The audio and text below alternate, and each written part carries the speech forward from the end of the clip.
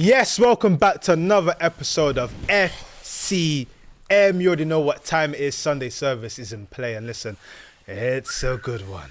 There's a good feeling in the camp today. Of course, the host of most, Maguire here. To my left, the cult hero himself, Culture Cams. And of course, to the right, the podcasting Pepe, the one and only Forward Kadani. Listen, we here. It's 3 points on the house, baby. Hey! Listen. As is custom round here, if your team went out and did what needed to be done, hold tight the 3 point collector. Let's step up and Good day, mate. Good day. Hold tight the 3 point collector to the building. Let's go. It's been a long time. It's been a long time. Hold tight the participants in the world. Listen, it's okay, man. Two teams need to play. Chin up. We can't. Winners can't play by themselves. There's got to be losers. There's got to be participants. And hold tight all of you as well in the building. Make sure you smash the like button. Make sure you share this to someone. Listen, we are live right now. It's a bit later than usual because we've had fixtures going on. With a lot to get into. Listen, I think it's only right. It's only right that we start with the biggie, the big one, the game of the weekend. Red versus blue. Woo! The Battle of Manchester. Woo! The golden boy. Oh no, it's this, innit? It's not even this. It's this. It's No, this. yeah. It's this, innit? No, he does the one hand like this, yeah. Clean. Thank God. Clean. We thank God. Crazy though. Thanking God and then kissing the devil badge. Hey, don't worry about that, man. Yo, The badge is I can't lie. That was a crazy character. move. It's a character, man. It's fictional. It's fictional, bruh. Ah, gosh. Yo, I'll let you But intro listen, it. man. Manchester United 2, Manchester City 1. The Diallo DAGGER. Brace on their heads at the Etihad. Culture Cams. Are doing a United watch-along. back? Yes. What? yeah. He tries to set me up, bro. He tries to set me up. No. Set me up. Hey, clip it. We got what we wanted. He said yes. Next chat. Nah, hey, what a result. What a result. I know you lot were feeling that as well. Don't lie. Listen. You're feeling it. I always say, yeah, You're feeling it. There is nothing better than a last-minute winner, than a dagger in the final moments. No matter what team it is, if you're watching as a neutral, there's always drama. Yeah. And this was almost perfect. I think the last time we saw something reminiscent to this was obviously the FA Cup semi-final. I took it out, and it was the same thing. Yeah. You think the game's going one way, right at the last minute, whole script has changed. It's like, hold on. New narrative. Man. Let's go again. So talk to me, because I imagine obviously Big Six boys invited you down. They were like, yo, we gotta watch Cams. Come watch along with us. Yeah. The big one. Don't worry, Big Steve ain't here. You can come chill with us. He ducks the fade. But you know the game of watch-alongs. You know how man them pull you out for certain games. What was the feeling when you went there? Bro, when we were there, yeah, do you know what? Like, obviously, we know that City are not at their best moment. So, You said I walked in there. last week. I said, What did I say? everyone wants to play City right now. We said that's quick food. Hey, food. You know what they say? Every hotel has a City chair. You know what I'm trying to say? Every hotel, every motel, everyone gets to go. City, what? You know what I'm saying? Everyone gets to go, bro. I ain't talking my turn, bro. 124 hours, bro. You know what I'm saying? City, what? Don't fuck him up. I'ma do my stuff. Trust me, bro. Trust me. Oh my God. Everyone gets to go at City right now, bro. We said, yo, we want ours too, bro. Everybody eats. It's my turn. It's my turn. Everybody eats club, bro. We're not missing out. But honestly, yeah, so, bro, Man City, obviously, big game. But, bro, when I was watching that game, bro, I was watching it and I was saying to myself, bro, we're still in this game. Even when they scored a little deflection, I hope they didn't give that as a KDB assist. Did they give it as a KDB assist? Let me double check. Did they give it as a KDB assist? Anyway, little deflection. But after that, bro, City weren't doing nothing, bro. I've never watched Man City and not been fearful of them, bro. KDB, that's meant to be on a Premier League goal. I was not fearful, bro. Haaland, I was not fearful. Foden, Gundogan, all of them, bro. It felt comfortable playing against them. You know what I'm saying? And then the only thing I was saying at halftime was, be brave, bro. That's all we needed to do. Yeah. Be braver, bruv. Just be a little bit braver, because this City team can be got at. It's Vardio, Diaz, Kyle. Yeah, I mean, we can get took away his surname. We can get onto these guys, bro. And then I'm so glad it came. By the way, we should have had a penalty. You should have. Before that. The Diaz-Højlund one? Yeah. Yes. Yeah. That was a pen, innit? I would say so. Yeah. It was a pen. They said that given the occasion. Surprised. You know when they asked my man about Free and Paul. Yeah, he said given the occasion, maybe not a pen. I was like, given the occasion. But that's you don't play the occasion. You played exactly the rules. Say the biasness of officiating. It's almost like they showed their arse right there. Yeah. In that small little statement. But it was even funny because they said they felt like it was a normal coming together, and I was like, bro, that's not normal. He hooks his leg the whole way around his body. Yeah, it's tries to do some. I don't even know what that was, but bro, I love it, man. Because look, we went to Arsenal, we were disappointing. You know what I mean? And I think today we were a little bit better in terms of how to control the opponent. Yeah, I felt like we controlled. See, you know what? I feel like in the second half we responded so well. I think we were better in the second half than the first half. Yeah. Like, we just kind of like understood what they're gonna do. Yeah. We never looked panicked in possession. That's what I liked as well. In the first half, there was a lot of loose touches though. Even Kobe, he got thrown in straight into it because obviously Mason Mount injury, which we can talk about. But Kobe, his touches were off, and I was like, this ain't usually like Kobe. Even Ahmad, in certain situations, I was like, why is he playing so casual? Yeah. Usually Ahmad is a little bit more, and that just felt like you're playing against the badge. Yeah. Like it's City still. But I was saying when we were at the watch along, why do we have to back off Mateus Nunes?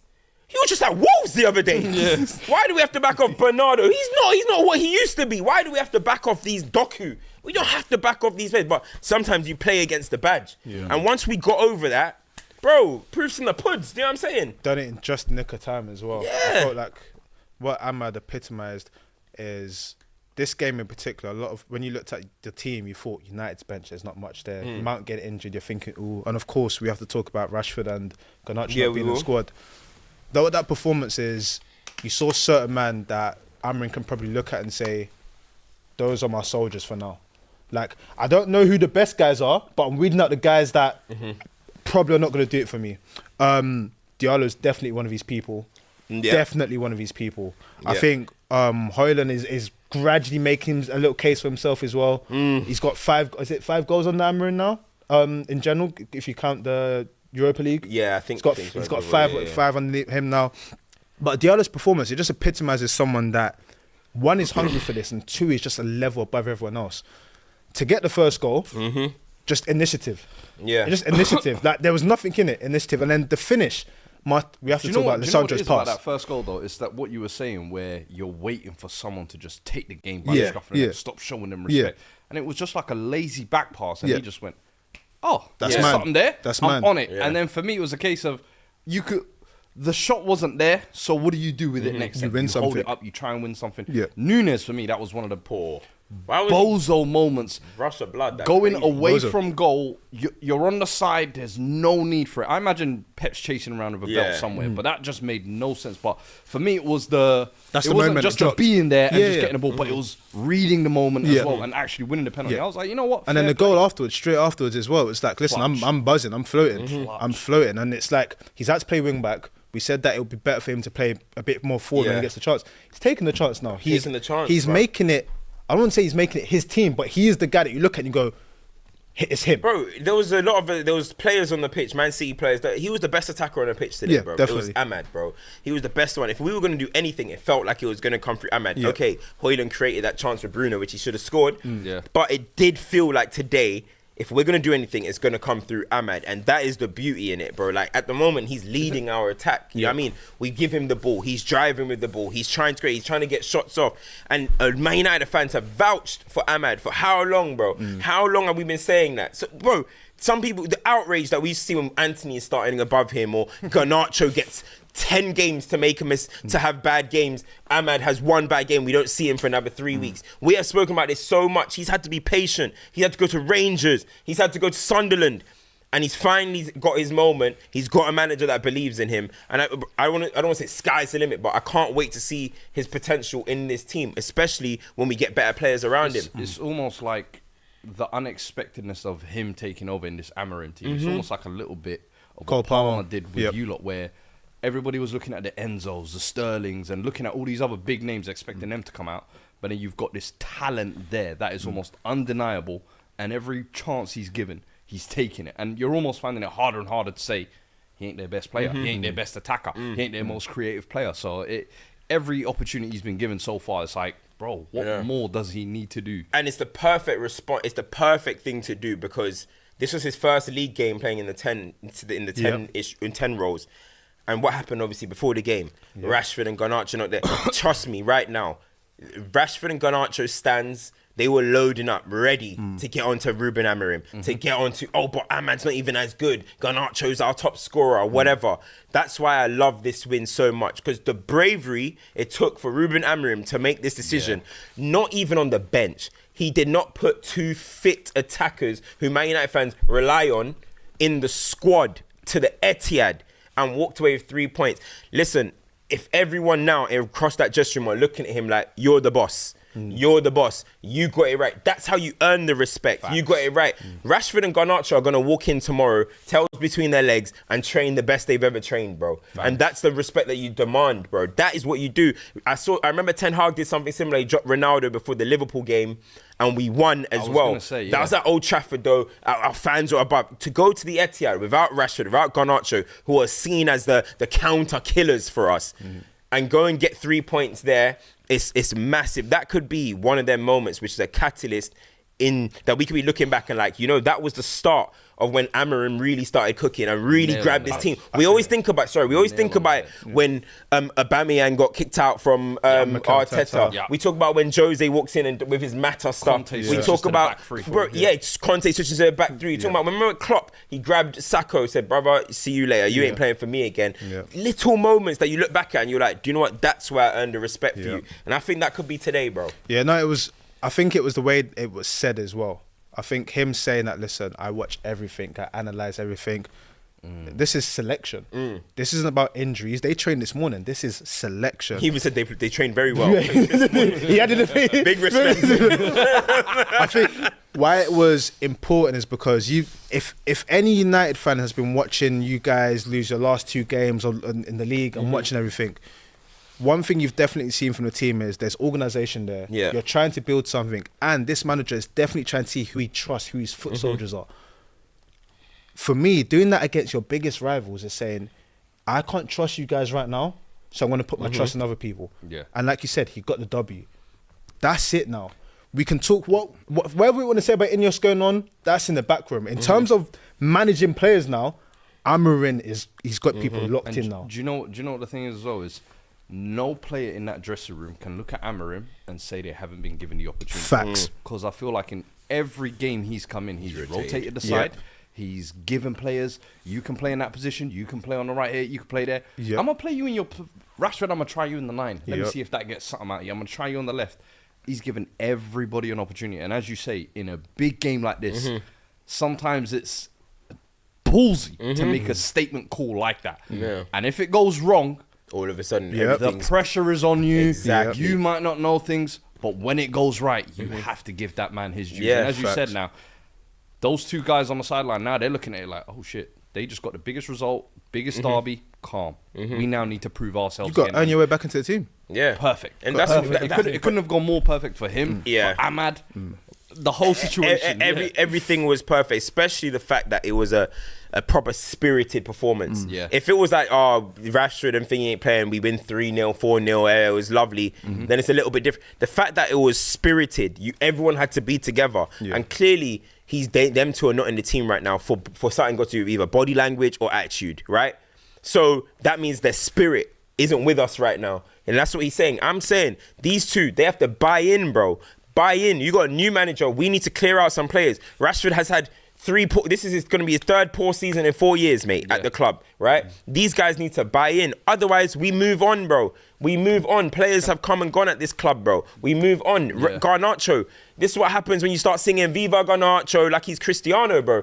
He's playing like Saudi Ronaldo, maybe not the Ronaldo that not 08 Ronaldo. So these guys need to buy in to what this guy is what Amorim is selling, because the other guys are at the moment. And listen, we've got you guys on Thursday. We need to go again. We need to go. We need to go again. Trust me, man. I know a few of other players mentioned Martinez for the pass. The defense in general. Maguire's performance. I think that was a standout for me. Maguire's performance was Talk to me about the back three, because I feel like Maguire coming back into the centre, that's maybe his preferred position. And I think not last game, the midweek game you had last night, he played there as well. And I thought, he's perfect for that position. Yeah. De Ligt, I felt like he's more comfortable playing on the right side than in the centre. And then Lisandro coming back in, he's obviously had like a up and down 12 months. Bro. Because he came in first year hot, last year was rough. But that back three looked kind of settled today, I can't lie. No, it's true, but listen, we've seen Maguire in the centre. Well. We've seen Maguire in the centre role for England. And that's where he was getting a lot of praise, you know what I mean, in that centre role in the back three. And you think about, he's somebody that loves first contact headering and stuff. That the role suits him. It does suit him. I do think De Ligt is better at RC at the right centre back, because De Ligt is kind of like, he's kind of like not robotic a little bit, but I think when he's having fluid. So I think when he's having to cover both sides and also side, it's a lot. So I think when he's having to focus on just certain angles, he's actually good in that position. The only thing is, Mazraoui has been looking much. Mazraoui, I don't think had the greatest game today. I think it was a tough game. City were, to be fair, challenging everything on the left. They were challenging everything on the left. Like Doku was looking decent. So maybe that might be something where Amorim looks at it like, but maybe Mazraoui isn't a right wing back. So he might have some decisions to make there. But Lisandro played well. They were trying to have, listen, Haaland, he thought he could just look at him and think, I'm going to hang back post on you. Nah, bruv, listen. You ain't Chris Wood, buddy. Listen, Haaland, we locked you in the FA Cup final too, brother. We locked you in the FA Cup final. You try to come around this way, bro. But so Lisandro did his thing aerially as well. And I just think, Maguire, if you're playing well, you deserve to stay in the team. One thing about Harry Maguire, when was the last time we all come up on here dissing Maguire, like when it was the Ollie era and stuff? It's been a long time. Since Maguire lost that captaincy, since Maguire lost his kind of importance and he just come in as a fill-in, he's actually been good for Manchester United, you know what I mean? And that could be the case now. I don't know what's going to happen in terms of new contracts and stuff, but he might put himself in the market, you know what I mean? Get himself a good move, who knows? How about Urgate? Do you know what? Urgate...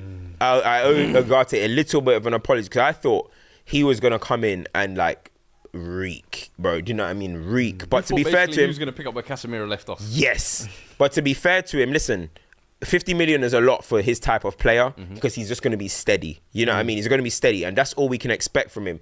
But if he can be a consistent version of Fred or Ander Herrera or something, you've got a decent player there. Do you know what I mean? And I saw one of his dual percentage things the other day. Bro, it's like it's him against the world, bro. So he competes for everything. Gravenberch, there was a few players who were like good in terms of competing. And then he was into numbers of duels.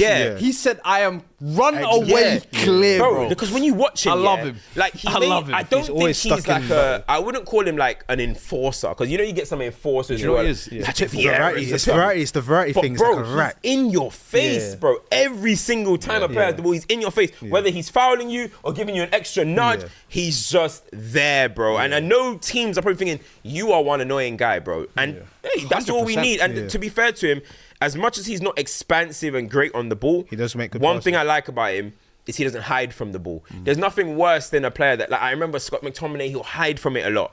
Urgate at least wants to get on it, and you've got to give him credit. He keeps it simple. That's the thing. And I think sometimes from that position, there's frustrations of people saying they want him to play more direct passes, more fluid passes. And I'm like, for him, you have to accept the player he is. He is a game breaker. From a defensive aspect, I think he's going to cover that back three. He covers a lot of ground. He does really well as well, I think. So in that double pivot where there's going to be a lot of space, I think he's almost like a very good fit. But I also feel like the change in the system as well is not showing his arse as much, because when it was Ten Hag time, it just looks like there was bare space around him. But now it's a bit more compact. So when he's getting around, he can actually get the ball, and he's not like by himself in oceans of space. So there will definitely be games where he still gets caught out. Sure, 100%. And maybe you're thinking, you know what, we could do with someone else. But that's where you need to have kind of an option or two in that position. You know what, the thing that I love the most about this game, and you would have had situations when Chelsea changed managers loads of times, Spurs changed managers, is that I watched today's game and I was like, nah, do you know what? tactically, we've got it right, bro. Yeah. We just need better players. Yeah. There was times Diallo is down the wing by himself and he puts in a mad cross, or he hasn't got the quality to do anything. I'm just thinking, imagine that was another player. Imagine that was, do you know what I mean? And that's why I like, one thing that I kept seeing, like, when, for example, with Ten Hag sometimes, or Oli, you'll be like, is the manager holding back these players? Like, you're kind of, but in this instance, I was like, nah, the system's actually what's pushing us here. Imagine with better players. That is what that was the most encouraging thing, because I don't think that's going to be Diallo's long-term role. Yeah. I think he'll probably either end up on the bench, or maybe he'll go to one of the centre-back positions. I don't know. Mazraoui, he's not going to be able to be a full-time right wing-back for us, not in this Amorim system. So there was times when these men getting the ball. Bruno, he's not necessarily the most comfortable in that role either. But there's times when these guys are getting the balls in these positions, and I'm like, hold on a second, we could do something with better players here. I know we could speak on United for time, but obviously you have to speak about the City side. Let me quickly do the super chats quickly. Big up Elijah Talks Football, who's become a member. Big up you. Welcome to the gold level. Come on. Dominic says Cams, Urgate, Maguire, real men. None of this rice DLP yada, absolute woke nonsense. Arteta tried to out dash pure heritage. Love to you three. Man, he went whoa. I love that. Sage of 6 Beat says Man City are Lillian Phillip ting. That's crazy. As a Chelsea fan, it pains we faced them before they hit their final form. Yeah, man, I can't lie, man. I wanted in on that City run, but that's right, man. We'll get them on the back end. Tina says talk about Walker and Holland. Yeah, that whole thing was that was. I mean, you were talking about that, Fuad. That was embarrassing. Absolutely pathetic. My most hated thing in football is for a player who gets in another player's face and then does the woe is me act. Big Carl Walker, captain of the club. I'm sorry, you can't be doing shit like that. That for me is just pathetic. I can't lie to you. It's just ridiculous. And it's just kind of more of the downward slide Carl Walker's just been showing over this season. In my opinion, I'm just like, bro, leave the football before the football leaves you. I think, as Carragher once said. I think the saddest thing about it is he didn't even get the player sent off.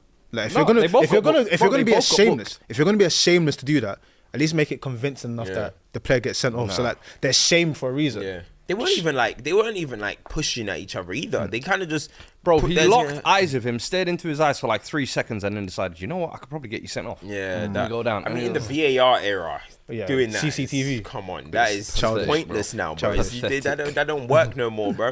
It's crazy, bro. Glenn says, Cam, is your opinion you got to change in? You kind of just addressed that.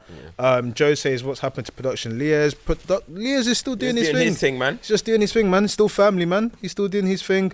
Nutty Boy says, laughable. People rated Sancho over Ahmed. 1 excellence consistently. 1 was doing ride-outs with Bando K and double L's for 24 months. That's a bit harsh. I don't know what's that about? They're saying that people that's talking about Sancho over Ahmed and saying that 1 was doing consistency and 1 was doing ride-outs. Yeah.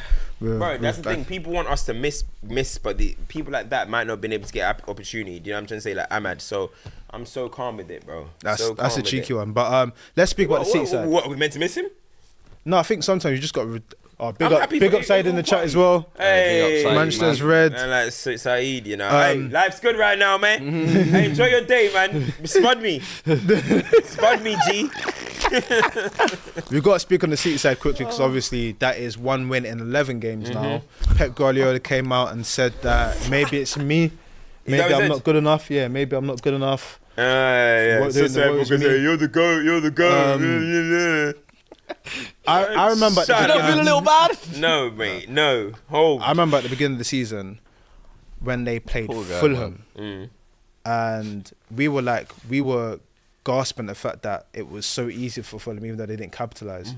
Now every single game, you feel like the opposition can beat them. Gundogan came out after the Champions League game and was like, "It's easy to beat us in duels. It's easy to do that," and it kind of confused me because. Hold on. See are not the team that beat you with duels and stuff anyway. See are not the team that expects to be real men. It's just that they can't keep the ball and everyone can run through them. It's like even what their basics are so bad right now. And it made me, I found it really interesting that KDB played the full... No, he played played most of the game today. Yeah, most 60, 70 minutes. Played a good amount of the Champions League. Yeah. I'm seeing loads of guys over the age of 30 just continue to play loads of games for these guys. And it's like, well... This was coming. the physicality of this City team, I think you spoke about it like with United like a few weeks back. But I think when you look at this City lineup, obviously you've got Erling Haaland, 6'4", can't head a ball. Jeremy Doku, 5'2". Phil Foden, Kevin De Bruyne, Bernardo Silva, Ilkay Gundogan, Kyle Walker, who's physically finished, let's be honest, Mateus Nunes. Like, these guys are getting physically ran through. And the thing is, I think, as they're saying it in these press conferences afterwards, and they sound frustrated, rightly so. But you know what every other team is seeing when they see that? These men are weak. Yeah, and these men are calling themselves weak. Yeah. There is nothing more now I need motivation than when I come on Saturday. Because all I need to do is run harder than you, work harder than you, and I can beat you. Yeah. Now I know you don't have that superior mentality that you've had about you over the last couple of weeks. That fear factor that they had is completely eviscerated now. 1 win in 11. It's like, you know, when the school bully gets... It's a crisis. Bro, this is genuinely a crisis. Came out and said we played like under 15s. For a couple of weeks, I remember when City lost or whatever, we'd put in a title like City woe. And City fans, when we lose 2 games, you don't want to call it woes. Yeah. What is it now, lads? Bruh. What are we calling it now, lads? 1 in 11. 11 is getting whipped like... No, man. Since November, they've lost 5 games. The teams that have lost 4, Everton, Leicester, Villa. Are you hearing the names that I'm saying? That they got sits in our conversation with. They've got Villa away. 6-pointer. They've got Villa away next. They can easily lose that game, bro. 100. I know Villa haven't had... Villa, they dropped points the last game, didn't they? They lost against Forest. But Villa at home, we know that they can get out crash it. Why can't he? John Duran can crash it on them, bro. I'm telling you, why would you be afraid of Man City at the moment? Just make sure you start Amadou Onana, start McGinn, start Morgan Rogers, Watkins, John Duran. All of a sudden, they're running riot on these men, bro. Honestly, bro, Man City are not what they were. You see what you were saying, yeah? Like, jokes aside, if those were like 11 vehicles, at least 6 of them are failing the MOT. Like, their team has been run through the ground. Bro, but bring my team, bro. You think KDB can pass his MOT? They're finished. These men are finished, and it's no disrespect, but listen, let's address it for what it is. Back in the day, 32 was your peak in football. Your peak's 28 now. A lot of these men at the belt that they're running through 4 or 5 years on the trot, bro. The legs are gone. Are we saying that because there's no Rodri and no Oscar Bob that their season's capitulated? Like, but the other thing side of it as well is I get that Pep's frustrated, yeah, but I said it 2 weeks ago. We have to come back to the coaching. What are you doing different? What are you doing to look at your team and say, okay, we don't have legs. I need to show up a little bit. Their attacking patterns are exactly the same. Nunes left back was the new method. Come on, bro. Their attacking patterns are always the same. Yeah, always the same, bro. If Grealish plays, it's pass to Grealish. He's gonna hold up the ball, do some shit. If Doku plays, pass it. Doku, he's gonna do every single time, and you're gonna hope he does some madness. You're gonna cross it to Haaland standing like a beanpole, just trying to dunk on somebody. It's always the same thing. You might rely on maybe a KDB long shot or some brilliant. It's always the same thing. That's why when they had one opportunity, I think they passed it, Foden let it through his legs, Haaland bounced it back, and he had a little... I was like, oh, that was nice. But how often are you seeing that for Man City at the moment? It's literally repetitive. Every single attack. There's nothing different. And we're talking about the GOAT manager, Pep Guardiola. But I'm not seeing anything different from him. All I'm seeing is him come into the press conferences and say, I need my players. And can somebody remind me, what players are missing from Man City that are completely affecting them this way? Akanji and Rodri. And Stones. Stones has been, when he played, he was gone, bro. He was gone too. Akanji has played fixtures. They haven't looked any different. Yeah. Who are these players that he's mourning over? I'm actually confused. Foden and Haaland. Yeah. Foden and Haaland have been fit, mate. Yeah, I know. But there we go, yeah. They're there, but they're not there. There we go. Them man are there, but right now he's got holograms. He's saying, I need my players back. Yeah, where are they? He keeps saying my players back. I'm like, who are you missing? But that's why I say that accountability, not just from the players, but from him as well. I hate to do the comparison, but if Jose was doing this, the way people would rip into Jose Mourinho for this sort of form, and for the comments that have been said, if Jose Mourinho said he wanted to harm himself, do you know what the world will be saying right now? Yeah. One win in 11. In 11. That is crazy. That's crisis. Form, that's relegation form. The fact that Bernardo came out and said we played like under 15s, that sounds like there's a lack of belief in his teammates. Yeah. That sounds like a lack of belief in themselves. In his manager. They don't know. Exactly. They don't know when this rut is going to end. Diaz came out with like one press conference talking about, because he was the fresh one, he had not been affected yet. He came in like, yeah, do you know what, we're City, we're going to next interview he did was like, yeah, we're in a tough position. His feet still, he drank the poison quick. The thing about Gundogan he was away for a year. He came back, because you know what, a man said, imagine being away for a year, coming back to the mess and thinking, you know what? It's looking a bit mad right there. You got Rodri trying to speed up the recovery. Sit down, old bro, man. When I heard that one, I said, big man, cool off. They said he got me back in potentially 3 months. Even he Goku, bro. You ain't Goku. John Stones, try to come back on the bench. Yeah, you ain't Goku, got that man running in the seat facility like 50 Cent in there. I feel like in previous seasons, when they've lost a game or something like that, one of them captains would come out with these harsh words, a Rodri, a Ruben Diaz, and it would whip everyone back into shit. Now they're not able to just bounce back like that. Nah, bro. It's like they're just giving harsh words now, and it just sounds crazy. When the bully gets punched in the face, it's like, wow. These guys, if you think about all of these guys' careers, right, which one of them has experienced this sort of turbulence before? Bro, I mean, maybe Mateus Nunes with Wolves or something. But that's why he's been. That's why he's been drafted in to play left back and stuff. But everyone else has been in a place where you might not win the league, or you might go for a few games where it's a bit rough or whatnot. They've been at this team for so long, and they're used to being the school bullies. They're used to, before a ball is even kicked, the opposition have lost the game. Now they're going into games where people are smelling blood. All of that Shark Team stuff, no, you're shrimp now. Yeah. It's no Shark Team anymore. You are food. Literally. Man United lost 2 games in a row and said, you know what? We don't need Rashford. We don't need Garnacho. We're going to go there, and by hook or by crook, we'll leave with something. They love to have done. You see, it's not going to change overnight. And I think that's the biggest thing. They're realising this won't change overnight. No. I feel like a lot of people still have this little thing inside them where when City get a win, or which is only 1 in 11, but when City are still gonna, you can't write off City. And I think, was it Trent came out and said, yes, City are still gonna be there or thereabouts, I believe. So I don't think so, bro. I don't think so. Do you still have that in you a little bit? I don't think so, bro. I think after the second Spurs game and the Sporting one, I was like, yeah, this ain't looking good, bruv, because I know Spurs are like your bogey team, but the Sporting one for me was like okay. Yeah. There is severe problems here, and I don't know what they can do to figure out. Before I was saying like, oh, Foden coming back to form, Haaland scoring the goals, maybe a signing or 2 in January. Yeah. This is an overhaul, clear out needed, fresh legs coming in. Pep needs to install new ideas. Like now, over the next 2-3 months, I'm actually watching. Because do you remember when Klopp had his countless injuries? And he was still sticking to that highline. We kept telling him, bro, you don't have the same players available. Change how you play. Pep Guardiola, you are in a rut right now. Your players are showing you they can't deliver what you're asking them to do. You have to switch it up now. Show us some coaching here. Because you're the GOAT. You're the best. Tactically, we give you all the flowers for everything you do. You got a bit HP in the building. HP in the building. You got HP in the building. What was the announcement he said in the whip? What he saying? Manchester United are back. Tell those blue guys, man, we back, man. This guy calling me while he's getting a trim, bro. Who do you think he is, bro? Hey, look at this guy, this bro. Is what United are doing to people. Hollywood. He should be putting his supplement, but he said I'm getting a trim. He's a That's how superstar good now, feeling. bro. He's a superstar. How you feeling? You feeling good? Huh? You feeling good? Feeling great. Ruben's Red Army, bro. I told you. What did I say to you? I said from early doors, bro. Trust the process.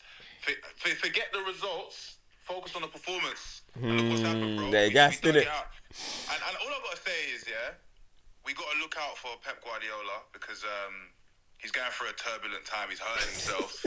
And we don't condone any of that behaviour. If you know, there's helplines online. Please don't get us cancelled.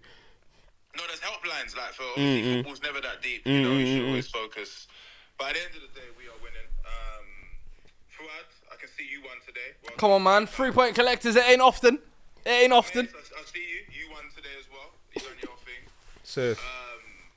By the end of the day, we are winning FC.com/. This man cut a promo. I'm gonna shout you, bro. And Hey, wait, let me quickly say something, yeah? Has Pep ever experienced... turbulence like this. No, hold on. I got two things to say. It's about my gaffer. Has Pep ever experienced a manager slapping his face at two different clubs in the same season? Ooh, don't think so. Fuad, what do you always talk about? Putting your foot on someone's table. We're taking our shoes up. Where's my dinner? I'm saying to his wife, make me a drink. Make me a drink. Guardiola. Make me a drink right now, bro. We the boss round here. And yo, do you know what else I heard? Do you know what else somebody sent me? Has Amorim got a win at Etihad before Mikel Arteta?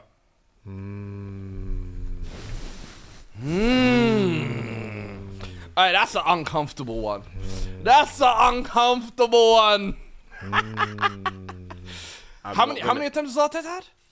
He's got to be approaching double digits. What are you saying? One and done. First time crashings. I am a rim. The hype is real, huh? Listen, let me Not gonna say too much. Let me go through your super chats. Jay says, I said it last week. You're shameless. We endure through the shit and good times will come. Can you see what Amorim's cooking? Karma. And then Star Days and say, said it early. City's issues were bigger than Rodri. Boy, I tweeted a few weeks ago. I said that they're trying to play that. They're trying to convince us that Rodri is Rodri. 100%. 100%. man. But hey, that's Man City, Man United, man. Let's move on, man. Champions elect. This guy. Spud me, G. Come on, man. Yo, hey, Relax. come on, bro. Don't leave man hanging. You can't leave man hanging. You can't leave man hanging, bro. Bro, You're too Hey, famous. You're too dap him up, bro. if you don't do that, I'm not coming back next week. Before, There you go. Yeah. I like you've been there before, man. Relax, man. Jose, go and Relax, sing the man. song, bruv. Jose.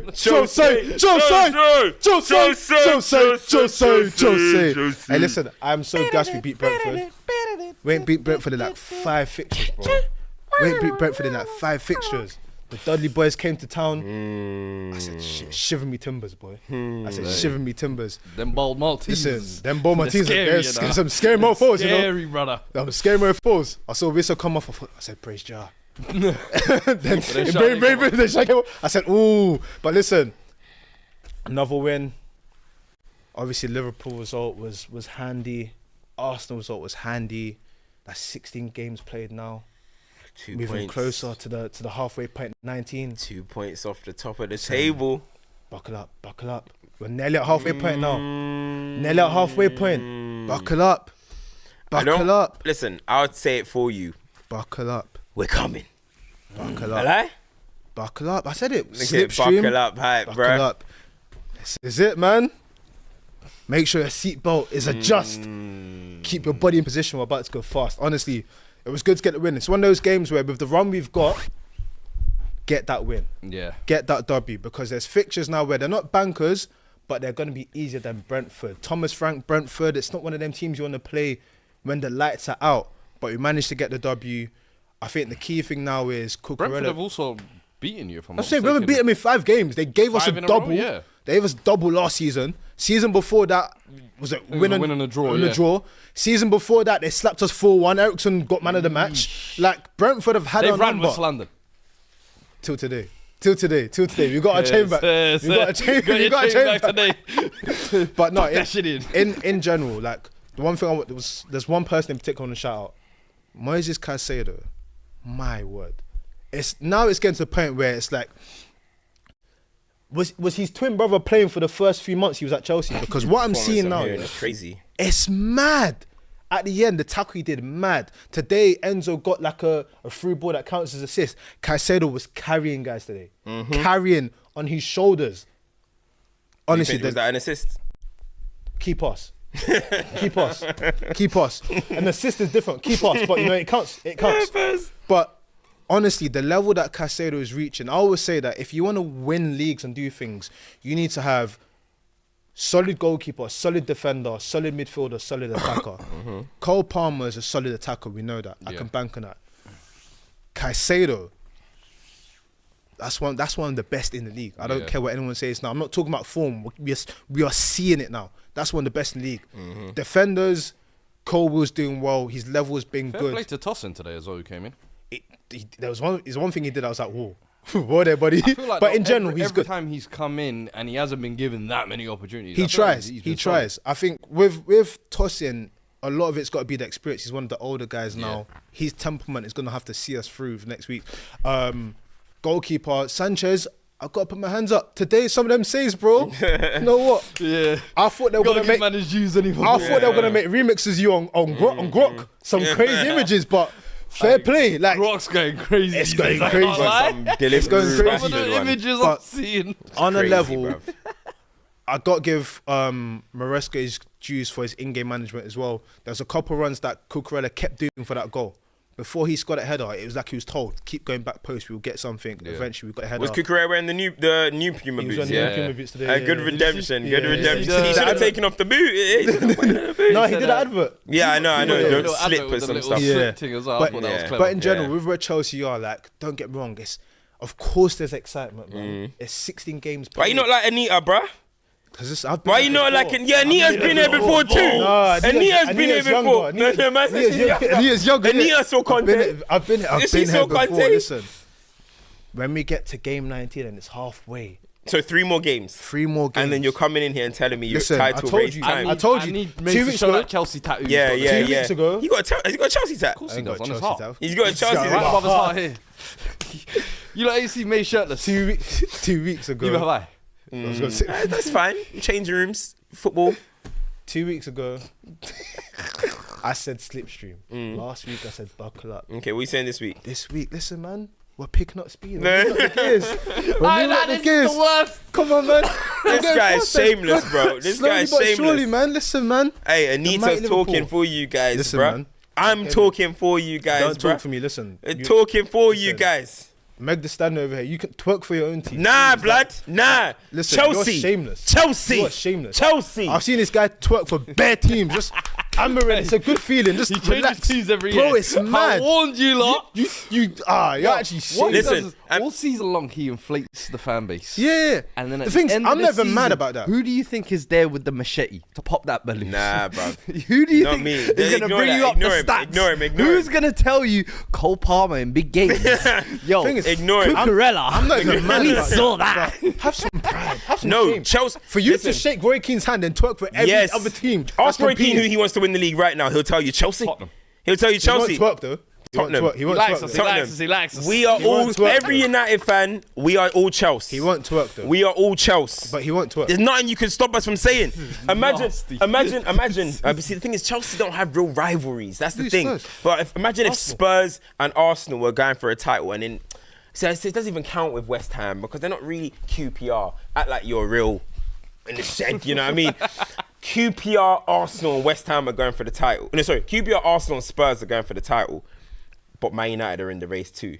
You know you're supporting us, bro. You know you are, bro. We have shame, man. You know you are, though. You know you are. You, bro, what's the equipment? You guys only got one rival, bro. Who's your other rival? West Ham. Enfield Town. Who? You guys, is West Ham even your rival? I don't even know. Enfield Town, Brentford. Bro, I've got Arsenal, City and Liverpool. And then I got the mighty Blues just popping their head in. Yo, thank you very much, bro. You guys are making this title race lovely, bro. On the real, though, big win. Big win. Like, keep the blue flag flying high now. Momentum now. That's the main thing because all it takes is the picture of Conte when he won. It was the amount of games he won in the bounce. 4 conceded. Was it 15 game win bounce? Yeah. Craziness. I don't think we can achieve that. There's going to be some draws. There may be a loss in here. How do we manage the team now? Cucurella's going to be missing. Actually, no, it's not straight red, isn't it? It's 2 yellows. 2 yellows, 1 game. So it'll be 1 game. So it'll be one game. So we're going to have to backfill that. We'll see what we do there. Are you in the Carabao now? You're not in the... Who's in... Oh, I thought you guys were still in the Carabao this week. No, you got knocked out, no? We got knocked out. Who knocked you out? I can't remember. But did we not? Actually, I don't think we got knocked out. Hold on, let me check that. No, because it's Newcastle and Arsenal. No, Newcastle, Arsenal. You're not in it. You're playing Shamrock Rovers on Thursday, mate. Big game that. Big game that. Hey, listen. Hey, you got to bank in that conference league. Seeing you like in these conference fixtures, yeah, it's just comedy. Because I'm like, what the hell are you doing here, bro? No, but it's, you know what? It's an important point you raise, yeah, because with us, Newcastle knocked us out. I remember that game now. With the Carabao, yeah, I mean not Carabao, the Conference League, we're able to field different teams and whatnot. We can't afford to get knocked out of that tournament, you know, because what then happens when you've got 26 man trying to play the big games. So we have to take those games seriously. And I like the fact that academy players are playing. I like the fact that the B squad is playing. And it's giving people confidence coming to the first team. So that has to be a trophy. It's been what? How many seasons without a trophy? That has to be banked in. Cash that one in, money in the bank. But I want more. Yeah. We want more. Like? I want a treble. Triple of cups? I want a treble. Prem Conference League and FA Cup. What's that treble consist of, bro? Prem European FA Cup trophy, a domestic trophy. The big one. Say it out loud, bro. Buckle up. Say it out loud. Buckle up. We coming. No, but all jokes aside, honestly, I think that weekend was made better by the Arsenal result. I kid you not. Oh, we can talk about Arsenal. Let's talk about the Arsenal result. That weekend was made better by the Arsenal result. Because I told you, Arsenal are the ones that have the initiative here. You have to win the league. You have to do something. So when you draw to Everton, it's a perfect weekend for me. At home. Arsenal fans in the chat, I've got a question. Do you still believe? Do you still believe that the title can come back to the Emirates this season? Arsenal fans, I want to know. Do you believe? Because I'm seeing more talk about Arteta if they want Arteta in charge, let alone talking about winning a title right now. So why would people shout at me last week? What did you say last week? When I was like, he has to win something. Yeah. The tide's going to start turning. Why were they shouting at me? They're saying all it took was one game for their boots. It just took one game for them to say, I want him out. I don't like the football. They're getting angry at youngsters. They're turning on their captain. What's that all about, eh? Turning on Nwaneri, bro. They're turning on Nwaneri. That's crazy. I saw Gunnar Lee. What's his? He calls himself Gunnar Lee. It's Gunnar Lee. Yeah. Gunnar Lee. Come up on here talking about if he's basically like if he's on the pitch, old enough to hold smoke, hold that or whatever. Like I mean, he was getting onto him like he should deserve as much criticism as the rest of them. I'm like 17-year-old with a 20-minute cameo is getting as much heat as the rest of these guys. I think that's absolutely crazy. They're all turning on AFTV again. Boy, you guys had nothing to say about AFTV for 2.5 years. Boy. All of a sudden, AFTV now they thrive off negativity. Ban them. Yep. Look at you guys, listen, man. Have some shame. One thing about those tables, man, they turn. But let's address Arsenal because there's a lot to discuss here for me personally. Anyway, the performance, that is no goals from open play in 4 Premier League fixtures. Yep. Really? Is it 4 now? What? Yeah. Really? Yep. Is anybody surprised? But what does that say to you, Fuad? Because we have to address the fact that this wasn't always the way that Arsenal played. Yeah. Arsenal were prided on being like swashbuckling, attacking, goals from everywhere. That comes from somewhere. You don't just magically overnight decide to be Stoke Alone, as people call it. Even in the post-game presser, Arteta was saying about there was a phase in the game where he was talking about avoiding taking risks. And I remember him previously speaking about how he doesn't like his centre-backs and Declan Rice building up through the middle. He prefers it being done.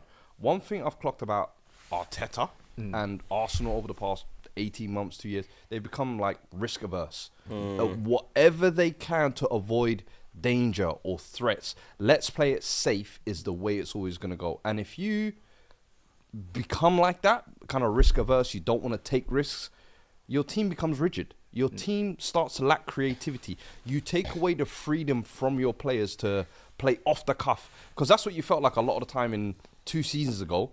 Bro, you had Zinchenko floating in. You had the wingers were able to swap sides. Jesus could drop 40 yards deep. It didn't matter. Rice could be a box-to-box and he could be sitting 1 minute. They had this fluidity where everybody knew where everybody was going to be. I feel like Arteta has been scarred by the Champions League exit last year. It's that 4-1 versus City, man. The 4-1 versus City. There have been incidents where every single one of them has left a deep, dark imprint on Arteta where it's like, I'm just here for safety, minimum risk, but let's get the 3 points. And what has been almost like the proven method that's worked for them this year, let's be solid at the back, but we definitely know we got a cash money set piece in us. And you went to Sean Dyche and you said, we're going to come play set-piece games with you, with Everton, who every player stands above 6 foot minimum. This is like taking Juju to the Juju Good luck. village. And bro, good luck. And this was a game as well where like Odegaard, I thought was really poor in that game as well. Since he's come back, everybody's been talking about how he's the ticking machine. Last couple of games, he hasn't been that good. Listen, man. You close him down and you shut him down. It shows again. Outside of that, the creativity is non-existent in this team. So there's two things on the flag there.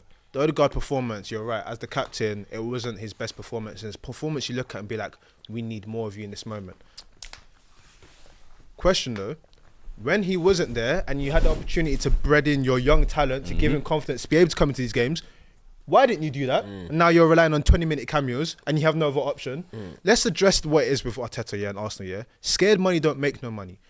When people were talking about Conte winning the league, are people forgetting on that run, we were beating teams 4-0, 3-0, we were slapping teams up. Yes, we had 5 at the back, but we were scoring goals. Because you've got 6 bodyguards and whatnot and 2 creative outlets, that's how you want to win the league. It's not going to happen. They don't have enough. And I mentioned it last week, and I wasn't speaking specifically about his performance in that game, but I think the decision to use your money on defensive recruitment instead of buying a certified goal-scoring machine in your left is going to come back and bite Mikel Arteta, because now you look at their attacking options. Sterling doesn't come in the pinch. Jesus hasn't scored since when? I feel like Sterling wasn't an Arteta signing, and he's showing that by not playing him. And I think it might be one of the reasons why Edu left or whatever. But I think that's almost one of those, that's Edu's mess. I'm not touching Edu actually basically alluded to saying like he didn't want it. There's an interview after you check on the deadline day of when they signed him. He was basically kind of like, starting the day, like basically Sterling wasn't even on their pick in their mind. It feels like Arteta has zero trust in that guy whatsoever. Listen, but then you look at the other attacking signings they've made: Trossard, Havertz, tired. Trossard tired. But this is the thing though. That's what I was saying. Like I was saying on Big 60 earlier. Like the thing is, people will point to Odegaard's not doing, but that's because when he was away, Arsenal weren't playing well. When he came back, they scored 2 games with that, scored 5 goals. And now everyone thinks that he's going to be the one just to do everything. He's going to now be the key to the whole Arteta system. If it's going to go well, he's going to make them play fluid. That's not the case. We know Bukayo Saka, he be trying to do his thing. If anyone's going to produce any quality, it's going to be Saka. When you have Havertz and Martinelli with what they're offering, they're using Havertz just as a target man, booting the ball to him. He's just getting battered left, right, and centre. He's literally a battering ram in that team. Jones. Exactly. Martinelli, his level, I've said it numerous times, isn't good enough. Now, saying it, listen, I'm not saying you're only as good as your attack, but to win the Premier League, if you look at Arsenal's attack, for example, if Arsenal were to win the Premier League this season, that would be the worst attack to ever win the league, in my opinion, that I've seen ever. I would rather Mahrez, Albrighton and Vardy than that. Shearer Sutton. You'd rather Shearer Sutton. Who's a striker? That's the worst. Playing with Vardy and No, but he wasn't even. It was Okazaki. But he got that. Mahrez was there. Give me Okazaki and Vardy now. No, but Mahrez was there. Mahrez was there. No, but Mahrez was there. Mahrez was certified. This is what I'm saying. If you actually look at straight attacking quality, Saka's doing is cold. He's doing his thing. But the rest of it, as an actual attacking quality, that will be one of the worst. Think about it properly. Actually, think about what I'm saying. I haven't seen a worse attack to win a league ever. Crazy. So Arsenal probably won't win the league because of something like that. And maybe if they go into the market in January and bring someone in, I would. If I was Arsenal right now, I'd go and bring someone in January. But I don't know, man. I just look at it. It's poor. You think could come in midway through the season and turn that type of tide around for them to win the league? You need someone. Because I don't even think that type of player is gonna be available in January. But what does available mean, though? You got to make that person available. If you're trying to topple the great city, you've been there for how many years? You've fractionally missed out the league last year. You're not just. That's the problem with Arsenal. You're not supposed to be making stopgap signings. You're supposed to be making signings that, one, make the players in the change room go, yeah, we're actually going for something, and 2, make everyone else go, that's what time they're on. Yeah. We saw it initially when they tried to go up against City. They made stopgap because that's where they were at the time of the Jorginho and the Jesus. That was what was needed for them. This is a different time now. Even Mikel Merino is a stopgap signing, bro. Sorry? Even Mikel Merino, who was signed this summer, he's a stopgap signing, bro. But that's what I'm saying. Arsenal are in a different time now. But the thing is, a lot of the times, though, people talk about, like, big players and stuff like that. But this team is through Arteta's design. Yeah. Let's have it right. Facts. A lot of times, like, we praise his coaching and stuff, but even the players that came through the door, we're talking about Moreno and stuff, that's identified. You know what I mean? I don't know who identified, but he wouldn't have not wanted that player. You spent the whole summer chasing him. This is what I'm saying. So this is his team by design. A lot of the time, we say that he likes players that are very coachable, the young ones, so he can kind of impose on them. Like, he hasn't maybe, but that could be through his design again. They haven't brought in nobody that's I'm a bona fide world class. The big name that he brought in, like Jesus and these man, he's managed already. Yep. The winners that he brought in, he managed them. Well, he was assistant. He knew them already. And he hasn't brought in no big characters. They haven't upped the levels in this team. Yeah. They did. No, is but rotting at the on time, the bench. I would say Jesus is rotting on the bench right now. Yeah, but when they came in, they did raise the level, I'd say. But even like what's their level? To be a challenger. Their level that they want to get to is to win. And I'm sorry, those guys coming in have not helped them to win. But this is the thing. This is the issue, right? With Arteta, like you said, he had them. So he knew what level they were anyway. So you use them for that phase of the project. What's next?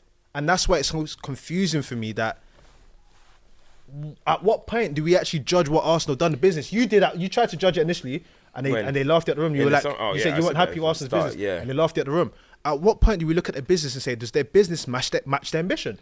It doesn't. I don't think it does. No, I don't People think so. are talking about Chelsea spending 1.2 billion on whatever and whatnot, but you can see what the long-term project is of have young players, and in 5-6 years' time, Arsenal spent, 750 million? For this to be the product that they're putting out at the moment, like, obviously, look, things can turn, but for this to be what Arsenal are serving, I mean, the thing is, it's that thing where you're having to, as much as Arsenal are still doing well in the league and stuff, like, then fans are not enjoying what they're being served up right now. You know what I mean? They wouldn't have thought at this phase of the season, this stage of this phase of Arteta's time in the club, they'll be playing this type of football. They'll be relying on the set pieces, which I still think is a good weapon, but relying on them and stuff like that. So I think right now there is a massive disappointment going on there, and they just got to see how they're going to fix that, bro. And whether that's going to be signings, but there's no signings that can, unless they dip in January. Colin he's been released from PSG.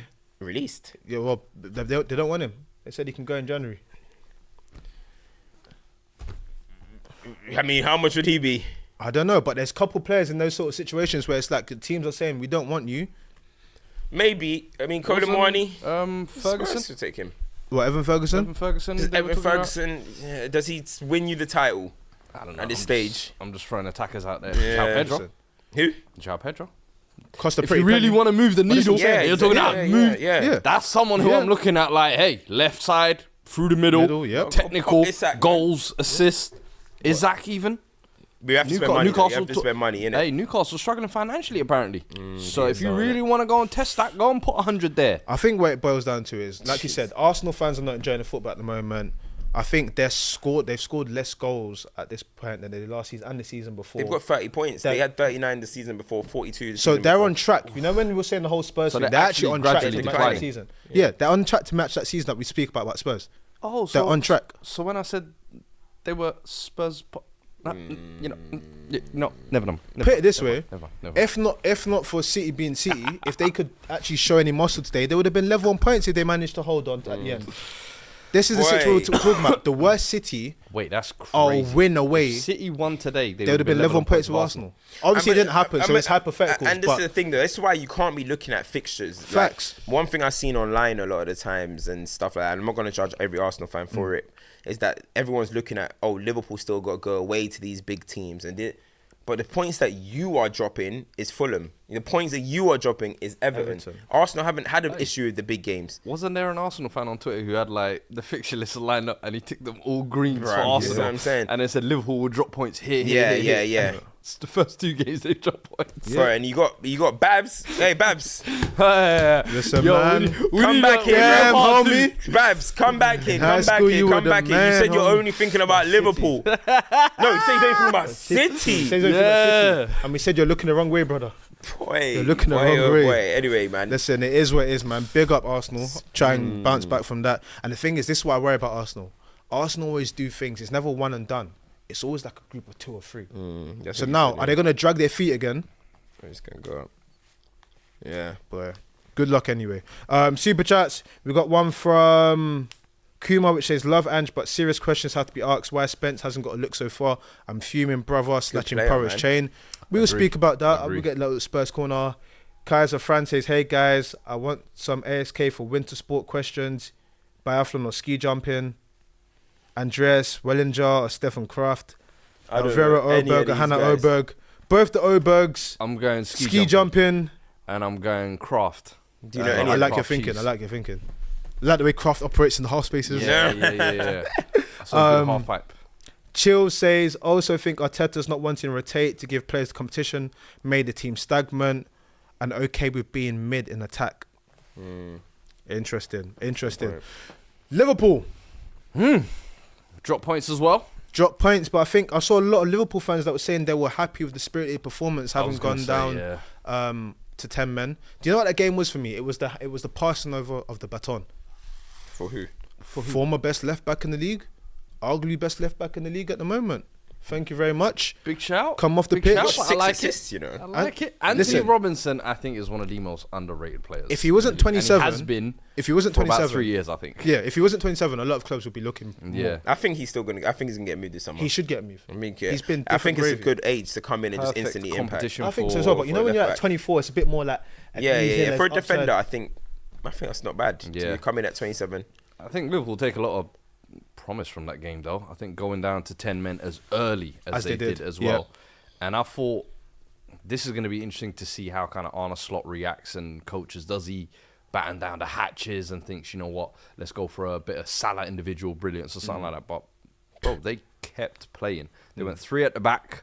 Shout out my boy Gravenberch as well. I want you to speak on that performance as well. We spoke about, you know, he's a central midfielder adapting to a new defensive midfield role. Takes to that like a duck to water. You know, I've been throwing around the little rude hullet meme, and they were like, "Hey, whoa, chill. We playing centre back now and getting clean sheet, not clean sheets, but doing a job there as well." I'm like, "Yo, listen, there's nothing this man can't do at this point." You know what I'm saying? But I thought the game plan overall and the way Liverpool reacted, especially in the second half, come out of the blocks like that, and I think the little link up Salah and Gakpo are doing. Salah's playmaking, he's always been in his bag for the past couple of years, to be fair. But then Gakpo popping up at that back post, I think it's becoming a go-to move for I've them. got to say it, man. Listen, FSG, drop the arrogance. Pay him his money. Give him the shares. Do whatever you need to do. You know what, what are we talking about now? What are we talking about in here now? What are we actually talking about? Salah, yes. Give him his money. I can't lie. Yesterday, Trent might have cost himself the bag. I can't lie. Trent might have cost himself the bag. I got 50k taken off your wage. Because you know when you go down to 10 men, it's when you need everybody to rise. Yeah. I need you to do double the yards now. Why did Trent do half? Why did Trent go 0.5? I said, brother, you're meant to be the scouser in the team. Please rise. It was just it was bad. But I think the thing about the Trent situation is that I think it was Liaz was saying it to me the other day. He was like, when you actually look at Trent now, he's actually playing like kind of like a traditional right back. Yeah. Yes. And he's like, is it actually worth giving him the money that he's probably asking for? And it's actually a good question, because if it was like the Klopp peak Trent where he's getting 20, I think Trent's only got 3 assists this season. No, he's definitely numbers wise. So it's like Arne Slot is probably like kind of made him we've praised him defensively more this season. It's kind of made him a little bit more like defensively aware and maybe a bit more balanced and stuff. But in terms of his peak creativity and creating goals and stuff, it's obviously, you can see it's gone down. So like the money that he's requiring is superstar money because of what he does, superstar output for his position. But if he's not putting out a superstar output in this kind of system for Slot, maybe that's what the board are looking at. Like, well, maybe if it was 2 years ago, we would give you that money. You know what he's capable of. Not saying, you know, I'm a big I'm a big. I think it's different. You know the as well. weapon he can be as well. I think it's different for us as well because we're not Liverpool fans, and I do think if there's any team that having one of your own means something truly to, it's them. At the end of the day, post the Virgil van Dijk and Mo Salah era, you're looking at Trent to be the captain, the skipper, to fulfill the fallacy of Steven Gerrard. You're looking for that. So if you were to lose this individual to Real Madrid, it's somewhat damaging. So I think there's that element of it. I understand what you're saying about performance, but I'm not even saying he's playing necessarily bad. I'm just saying, is he playing for the same money? output as yeah. But I think the issue that they've got is, it's like, it's so mad. I know we briefly had a conversation before this, but it's like, you can't let Hall of Famers just walk out the door. Yeah, but do you know what though? I feel like with that conversation anyway, we go around in circles. We know they should probably try and pay them. They just said that Trent has rejected 3 deals. Yeah. But I think apparently he's well, Marca are putting that out, and you know they're the Real Madrid. They like to find a way to get every player to the club. But I actually think though yesterday, like I think Fulham started well. I thought Harry Wilson was playing well. Iwobi was doing well. But then one thing you got to credit Liverpool mainly is the fact that even with 10 men, they kept going into the point that Fulham were actually hanging on at one stage. Like, their backs were against the wall. I remember there was one sequence where, like, Jota was trying to get a shot off, and then everyone was trying to get a shot off at one point, and they were really pressuring them. So, like, do you know what? Fair enough, because I saw that he went 3-3-3 formation, which other managers might go for a back four, 2, and then try and just protect himself. He still went for it, man. So you got to still, again, credit for them not to lose that game. Listen, you don't want to be dropping points at home, but it feels like you guys have gained ground on them, so can't even ignore you guys. But it feels like okay, the damage could have been worse. You know what I mean? Arsenal could have won and it could have been bad. So, but also, I think shout out to Jota as well, like to come back. To get that goal was nice still. Good finish as well. And you've got to think about it. Everyone's been at the party. Everyone's been having a little food. You're there injured thinking, these men have forgot about me. What a way to come back and say, Slot, I'm at your services. Let's get the feeling going again. And that's what he does at the end of the day. It's almost just like a reminder of, I'm still here.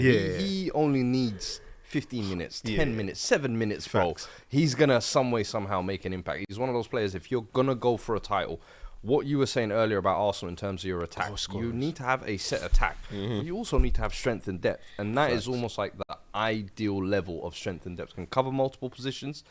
A very functional player is how I look at him. Effective. Facts. Gets in the box, gets goals. That's all I need from him, bro. Yes, it's a scary time, man, because like you said, Fulham are not no chump team to play. So to get those points for them, that'll make it feel buzzing. To get that 1 point, it's like, we didn't lose. We've got confidence. We can keep moving. So Liverpool are doing their thing, man, and their fixtures look interesting for them. They could be momentum decent the past couple of weeks for Liverpool as well. Soboslai, I think he's been steadily improving. I can't lie. Obviously, maybe not doing when he was signed up, the 40-yard screamers and everything. But I think the way he's keeping the game ticking, the way he's creating chances for them, he's improving this season. I think it's going a little bit under the radar. I can't lie. We mentioned him a few weeks back, but I think what's so hard is, when there's an outline the team, someone else gets managed. Like, Gravenberch's level has been so amazing that it's kind of like... And that's what I feel like. I feel like because, whether it's McAllister last week, Gravenberch, Salah, Diaz, Gakpo, there's always someone popping up, but he just has quietly been going under it. And I remember with Caicedo, it was like that last year. Do you remember he was just putting 7.5s out of 10 every week? And all of a sudden now this season, everyone's like, Caicedo, best midfielder in the world. It's like, these men have been cooking. Listen, man. Any other business we need to address? We spoke about... This guy's got a good little win, but... You know what I mean? Little light win against Southampton. It's a good win, but it's Southampton. It's Russell Martin. Those are gimmies. Do you know what I mean? So yeah, but I mean, he picked up your manager before the game. You can never get too carried away, brother. Yeah, you see, we win today. We meet these men in the Carabao Cup. I would have lost today. A red storm is coming. I win that. Yeah, if a red storm is coming. If it means I win that, you know what's going on. I would have took 5 today. A 5-0 loss. Are you beating us? Inshallah. No, not inshallah. Not inshallah. If Allah wills it, it will happen. Allah wills it, bro. If Allah wills it, it will happen. I don't know. Yeah, we've got our favorite soldier right now, bro. I know. Kissing devil badge, yeah? No, but you got Pepe Sar. We are watching. You got Pepe Sar. Pepe Sar as well. What? Come on, man. We got our own. We can go back for ban. We got back for ban. We got Mazraoui. You might have won. You might have won. Mazraoui. That's an important game for both your seasons, right? Because ultimately, and as you said, the picture behind you, I win a trophy my second season. Amorim, he was on course to do big things at Sporting. So for both teams, how do you see that playing out? Listen, today was almost like a perfect confidence builder for that. I feel like we've been so up and down over the past couple of weeks. Today, Son getting goals, Maddison getting 2, Kulusevski getting 1, like creating non-stop. They are an annoying team as well, where you don't know what you're going to get from them. So who's going to... Now they're starting to get a little bit of consistency. They're starting to get a bit of rhythm. They've just had a big win. For me, I feel like this is the perfect time to almost give them a little bit of a reality check. I know we went to them earlier in the season at their grounds 3-0 as well. Whole different team, whole different manager, whole different system. That's the fear for me, is I hope the team aren't going into this game thinking they're still playing the same United from earlier in the season, because it's not, brother. And for once, can we get some consistency, please? Can you? Because all season long, if you notice, Spurs' wins have been big wins, bro. 4-0 Everton, 4-0 City, 4-1 Aston Villa, bro. 3-0 Everton, and then 3-0 against you guys. And I'm like, but then when we lose or draw, why can't we do just copy and paste? So that's the thing. Don't give me this 5-0 swashbuckling football now, and then put up passive performance where I'm coming in here stressed and it's like, here we go. This is the Fuad we like. You know what? Yeah, I feel like obviously this win is massive for us. We'll see what happens with the whole Rashford Garnacho situation, but I think this is going to give us confidence going into that game, especially that we won away. I think going to you guys, and we're going to have to rectify that 3-0 as well. Do you know what I mean? Have to. This is at our ground. Are is that going to be your back four against us? Probably. Romero, I'm not expecting Romero Van der Ven to come back before then. I think Van der Ven is 2 to 3 weeks. Romero, I think he's out for the month. Basically. See, this thing, I mean, if we're coming up against, with all due respect, Jed Spence, was it Jed Spence, Udogie? Well, Udogie actually got injured today, funnily enough. Yeah. So it could be Porro, Archie Gray, Dragusin, and Jed Spence. Maybe Ben Davis. I hope so. Listen.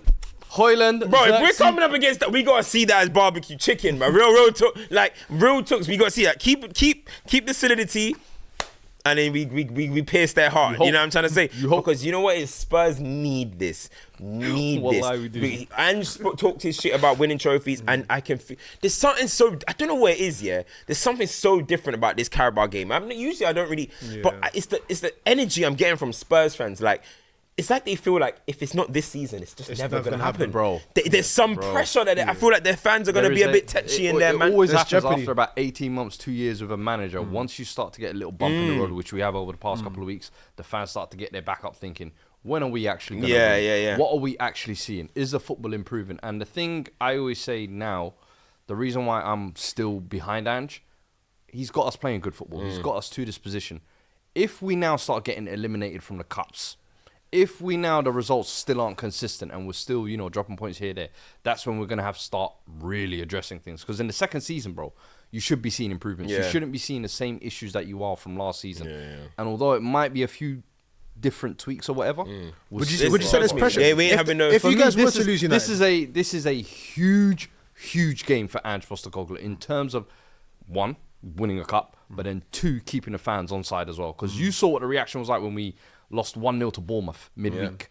Now, you lose to United and get eliminated out of your first cup. You best believe every Europa League game is going to be watched with maximum pressure. You best believe FA Cup. I think we've got Altrincham or some lowly team anyway. But guess what? We ain't made it past the 5th round since 2018, brother.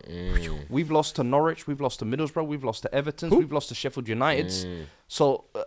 FA Cup embarrassment ain't beyond us as well. That's why it's like, take every opportunity you can get, and you have a huge one against Amorim here. They're talking about, hey, the Red Storm. New Red Storm.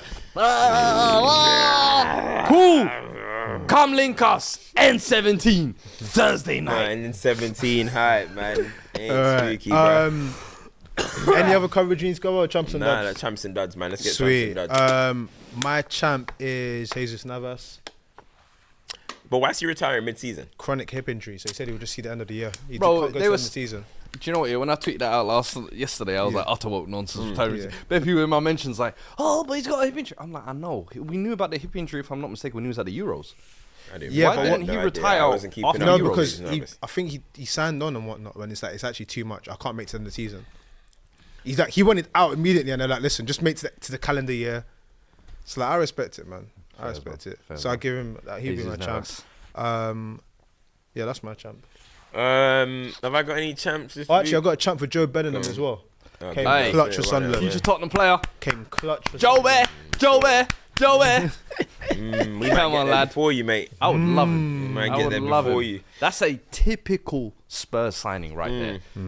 Develop Bergvall, bro, and don't worry, Bergvall cooked today. Yeah, we got something there as well. Develop them, bro. I'm collecting them all like Infinity Stones. I ain't got. Have you got any champs? Champ United. Yeah, it was a big win. Actually, you know what? Amorim is my champ for the big decision to drop Rashford and Garnacho, and for us to go and win the game. I'm gonna give him a champ of the week. Yeah. Could have been 3 losses back to back, but he said no. I'm saying, nah, man, we ain't doing that. We ain't Pep. We ain't Ten Hag. We ain't Pep. We ain't Pep around here, bro. About 3 losses on the bounce. What do you think this is, bro? We don't go out like Pep. Nah, fairs. Who you got? I think I got James Maddison. I'll give it to. Madders. Good game today. Been in and out of the side as well. I think a lot of people have questioned him over the past couple of weeks, but always reminds people what he's about. And I got a lovely signed shirt from him this morning as well. You know? Is it? Yeah. Hey! Come on, you know. That's the boy. That's my dog, man. We got James Madison, man. What he said, yeah? Through someone. Nice performance there. That's what you want of your Facts. 10. For him, it's about continuing that. Yeah, we'll see what you're on Thursday. Hey, Come on, bro. I need you. When your Garte's Not in front of my friends, bro. please. When your Garte's around, we'll see what you're about, bro. So duds, I've got a dud for Madrid because they've let Atleti come into this. Bro, Barcelona lost. Barcelona lost 1-0 at home to Leganes. So yeah, I've got for both of them because they've let Atleti come into this title race. Bro, I mean, that's nice, but I mean, do Barcelona want to win this league or not? Boy, it's mad. Now, if Real Madrid win their game and Atleti, they're above them. It's mad. It's mad. Wow. I got duds for Rashford and Garnacho as well. I think to not be selected for the battle just showcases that you're not where you need to be for battle. My dud, yeah. So I've got duds for them as well. And my dud has got to be just Wolves as a whole. Yes. Institution at the moment. I'd say, yeah. Absolute mess what's going on at Wolves. Nori's beefing Lamina. But should Lamina have been stripped of captaincy from when Gary O'Neill did that? I'm a big fan of Gary. Oh, Russell breaking Martin. news. Got breaking news. Russell Martin has been relieved of his duties. Let me not celebrate, but wow. You know what? A long time Russell coming. Martin. Let me say two things actually for both he's my dad. Him and Gary O'Neill. Yeah.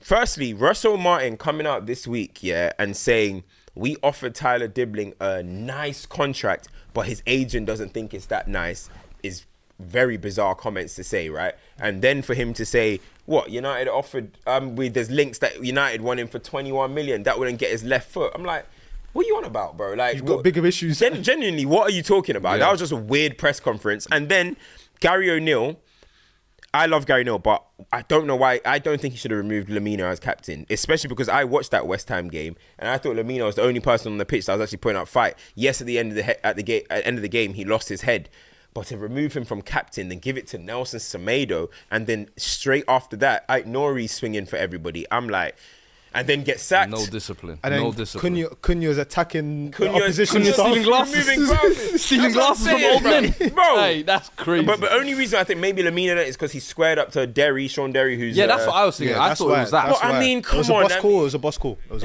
Now, them ones, I feel like you have to... Those types of ones, you have to take it was a boss call. I don't even think it was Gary O'Neill. I think that was a boss call. What, from the top? I think that was a boss call. Yeah, but he's been relieved of his duties anyway. Both of them gone. Hey, Gary knows my guy, man. British managers. Really nice guy in real life Russell as well. Martin has been a dead man walking for weeks, bruv. I feel like every game he's gone into, he's set up badly. He's come up into this league, he's set up badly. It's only a matter of time, brother.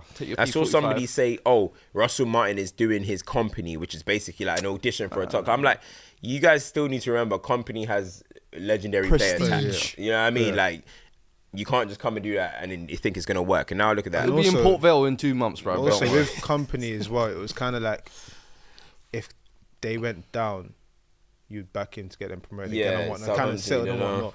It's a bit of a different situation. But yeah, Russell Martin. Hey, is that not back-to-back wins for Frank Lampard in Coventry? Coventry, yeah. He won the first game at home. Go on, Lamps. British managers. Go on, Lamps. How's Rooney doing? Actually, so, Colleen, she came second in the. No way. She came second. She came second. That's nasty from you. It's a question. That is shameless from you. Bro, she came second. She came second. Oh, actually, wait, I'm sorry. Beautiful family. I've got to give a champ to the Old Firm derby as well. Today. What was the score? What happened? Cup final, 3-3 thriller. Oh, shit. 3-3 thriller. Celtic won and Pens, but 3-3 in a cup final at Hampden Park. You've got to respect. Go on, Brendan. That's a derby. 2 goals. Like it went 3-3 in the 86th, 87th minute as well. Proper game. That's what the game's about. Who's Rangers' manager these days? Let's go. Where's my flag? Is it Finesco? What was his name? Philip Clement. Oh, that's the guy. Yeah. But listen, that's another episode of FCM. Hey, get away, man. We will be We're back. trying to see your flags, bro, man. We'll be Look at back. this guy. Oh my gosh. Keep that shit We'll out my be face, back. man. Get that devil away from me, man. Devil. Devil. Like, share, Devil. subscribe. Devil. We'll see you soon.